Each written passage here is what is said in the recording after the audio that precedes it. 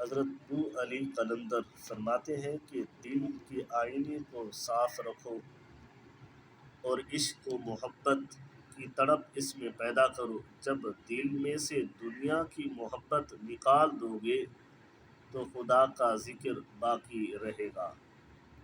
اور اسی طرح قلب اور صوفی شاعر تمام صوفیاء کرام نے دل کی حفاظت کرنے اور دلوں کی معرفت حاصل کرنے کے متعلق بہت طویل کلام لکھے ہیں۔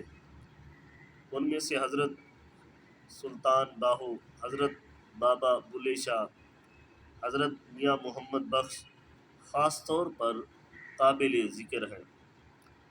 جیسا کہ حضرت سلطان باہو علیہ رحمہ کا یہ بھی ایک شعر ہے کہ اے تن رب سچے دا حجرا وچ پا فقیرا جاتی ہو، نہ کر منت خواج خضر دی تیرے اندر آپ حیاتی ہو۔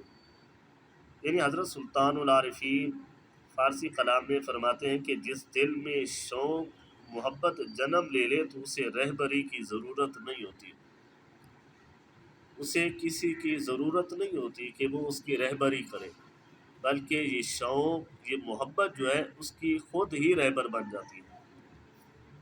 اور اسی طرح سے ایک حدیث مبارکہ ہے کہ حضرت عبداللہ بن عمر رضی اللہ تعالیٰ عنہ نے رسول اللہ صلی اللہ علیہ وسلم سے پوچھا کہ این اللہ؟